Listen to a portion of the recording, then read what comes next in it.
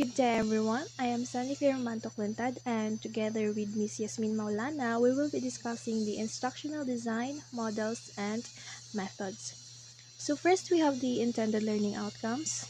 At the end of the chapter, students are expected to develop lessons following the appropriate instructional design model for effective technology integration. So, as future educators, this topic will help us to choose the right or appropriate instructional design para sa mga lessons na ating gagawin. So, ano nga ba itong models for instructional designs? So, according to Broxton et al. 1995, models for instructional designs provide procedural frameworks for the systematic production of instruction.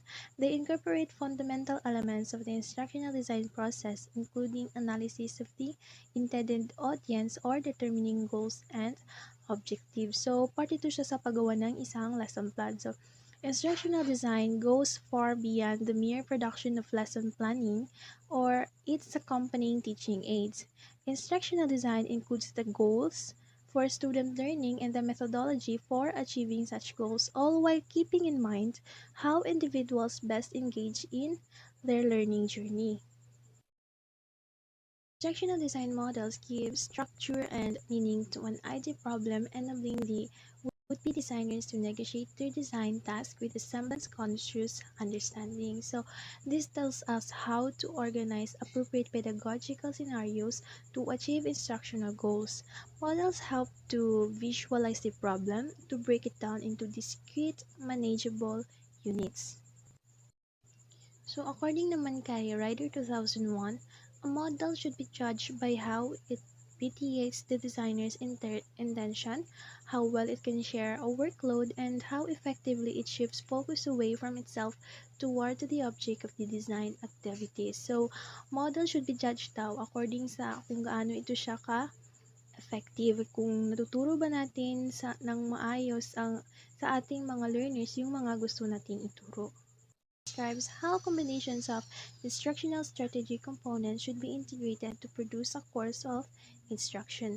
Instructional models are guidelines or sets of strategies on which the appropriate of teaching by instructors are based. Effective instructional models are based on learning theories. So, ang isang instructional models daw ay nagsiserve as guidelines or strategies sa isang pagtuturo. Tinutulungan nitong maibigay ng maayos sa ating mga learners ang kailangan nilang knowledge. So we have here 4 different instructional models came about to suit diverse learners and instructional materials over the years. So the first one is the Azure model. Then the second one is the ADDIE model. The third one is the Dick and Carey model. And the last one is the Gagne's 9 events of instruction. The Azure model is a guide for planning and conducting instruction that uses media. It has 6 steps represented by the acronym in its title that describes a set of tasks central to the informed selection and use of educational technology. So these tasks are A for analyze learners, S for state objectives, S for select media and materials, U for utilize media and materials, R for require learner participation, and E for evaluate and revise. The first step in planning is to specifically identify your audience. So, dapat alam mo kung sino-sino yung mga audience mo para alam mo din kung anong technique, anong approach, or anong materials yung gagamitin mo para mas madali sa kanilang maintindihan yung gusto mong ituro. The audience should be analyzed in terms of their general characteristics, competencies, and learning styles. Pag sinabi natin general characteristics, ito na yung grade level, their gender, age, their mental, their emotionals, and etc. Pag sinabi naman natin competencies, ito yung prior knowledge, yung skills, attitudes, and etc. Pag sinabi din naman nating learning style, kung visual ba siya, musical, verbal, logical, and etc.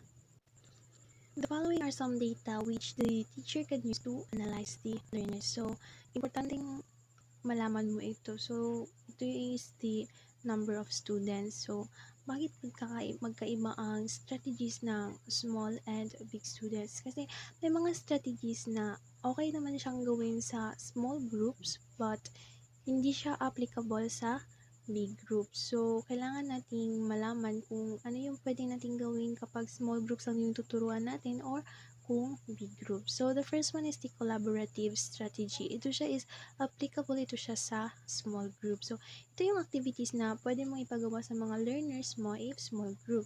And sa isang group, may iba't ibang ability ang bawat isa. May above average, may average, or below average. At nagtutulungan sila para mas mapadali yung paggawa nila ng specific task na ibinigay mo. Kung big group naman, pwede kang mag-lecture and discussion. Then, after ng lecture and discussion, pwede kang magpagawa ng isang activity or magpa-game same sa ginawa nung group 1. Kung natatandaan nyo, nagpa-game sila after nilang report na, and if ever naman na small group ang learners, pwede kang mag-conduct ng research and experimentations. Learning styles like visual, oral, or kinesthetic will help the teacher plan lessons suited to each style. So, kapag sinabi natin visual, ito yung like watching videos, graphs or charts, or writing notes. Kapag sinabi natin oral, mas ano dito yung hearing sense ng mga students mo. Like, mas prefer nilang makinig sa mga discussions kesa sa pinapanood nila. And pag sinabi naman natin kinesthetic, ito yung nagre-require ng touch or manipulation para matuto, yung hindi lang basta napapakinggan nila or nakikita nila, but kailangan nilang mahawakan mismo para matutunan nila kung ano yung gusto mong ituro. Best example dito sa kinesthetic is yung science experiment na pinapagawa sa atin nung elementary days and high school days. Yung hinahawakan natin, yung tayo mismo yung gumagawa kung ano at nag-o-observe kung anong mangyayari sa isang bagay. Step in planning is to specifically state the objectives. So, what is objectives? So, objectives are the learning outcomes. That is, what will the student get out of the lesson? So, ito yung gusto mong matutunan ng students mo after mo mag-discuss or after ng discussion or lesson mo. And the learning objectives are derived from the curriculum and technology standards which describe the expected performance outcomes established at the schools. Next is the importance of standards and objectives. Standards and objectives are basis for strategies, technology, and media selection. If the teacher has a clear statement of what students will know and be able to do at the end of the lesson, the teacher will be able to carefully select strategies, technologies, and media that will ensure learnings. Stating standards and learning objectives also help the teacher design accurate assessment of student learning. So, objectives typically contain 4 basic parts, which is also known as the ABCD method. A for audience, B for behavior, C for conditions, D for degree. So, audience, ito yung who your learners are. Ito yung mga respondents mo kung sino ba sila. Behavior to be demonstrated, conditions under which the behavior will be observed, and the degree to which the learned skills are to be mastered. So, dapat present itong apat na to sa isang objective. For example, may isang example ng objective dito. At the end of 1.5 hours, the second year student and educational technology should be able to 1. Write clear learning objectives using the ABCD method. So, identify natin kung present ba yung apat na sinabi ko kanina. First, the audience. So, based dito sa aking binigay na example, our audience dito is the second year students. Behavior is the right. Condition, ito na yung using the ABCD method, and degree, ito na yung clear. Planning is the select methods, media, and materials. All methods, media, and materials needed for the lessons are listed. So, first is what are the methods? So, more than 2 dapat yung tugib mo dito. So, here are some examples. Pwede siyang interactive like icebreakers, case studies, debates, role plays, and etc.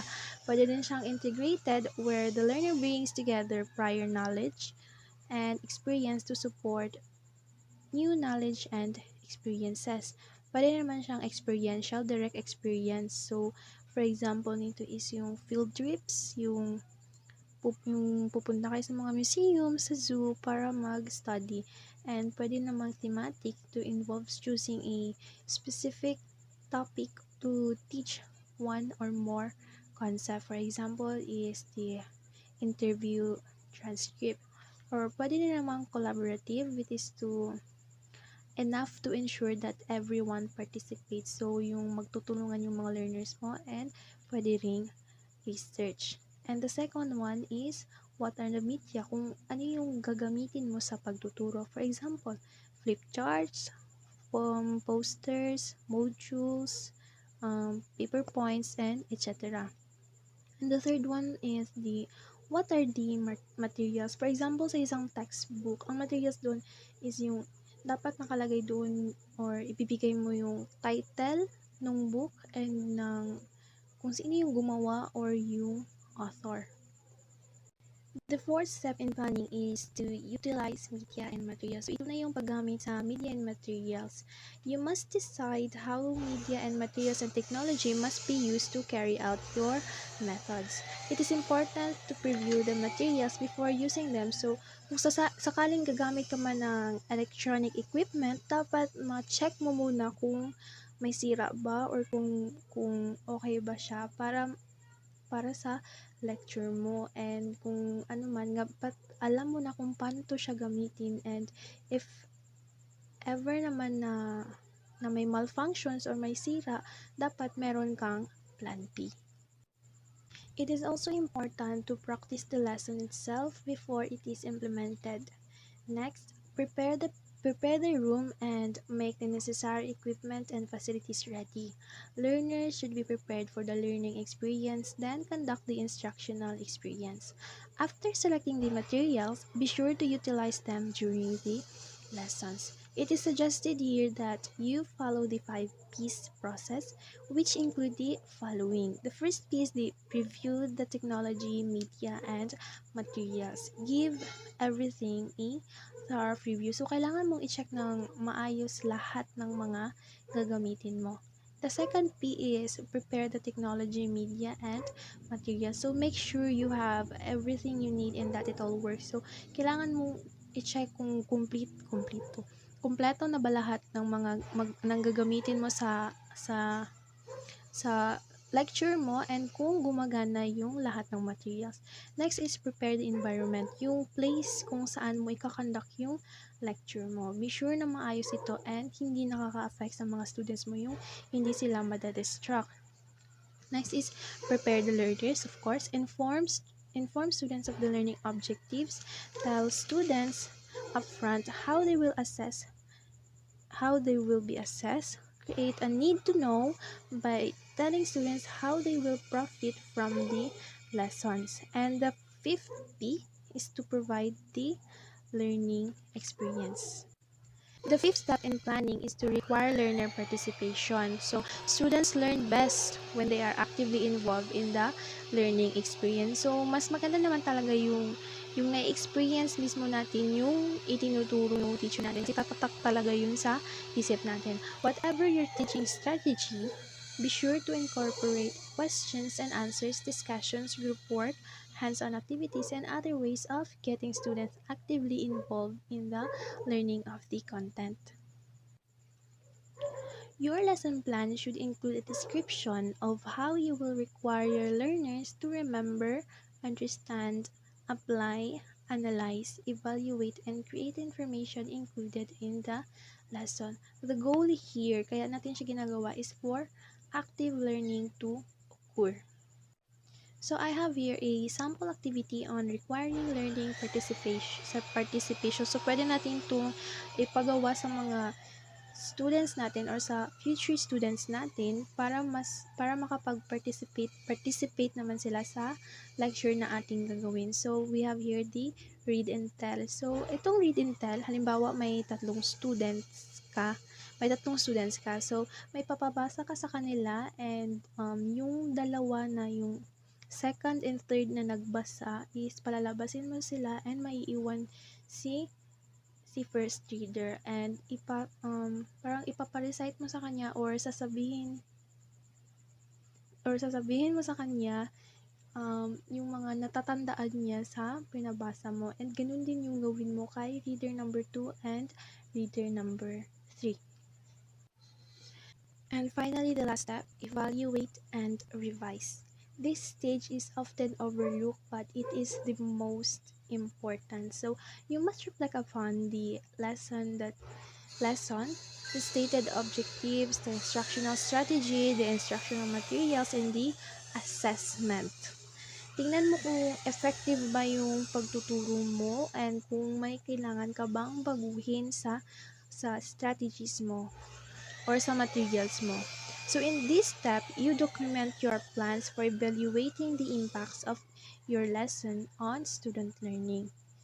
Evaluation methods for each of the following are included. Number 1 is the student performance. So create a rubric based on the objectives that you listed in the second part of this lesson plan as detailed as possible. The second one is the media effectiveness.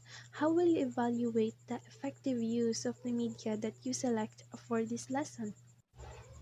And the third one is the instructor performance. How is your performance assessed in this lesson? So, pwede mong evaluate yung performance mo sa students mo, sa co-workers, or even sa supervisor mo, or kahit sa iba pa. As a teacher, using Assure method, you can use the Assure rubrics model to evaluate your application of the process used in developing instructional materials. So here is an example of the Assure model rubrics. So that's all for the Assure model. Once again, I am Sanli Karamantok Lantad. I thank you for listening.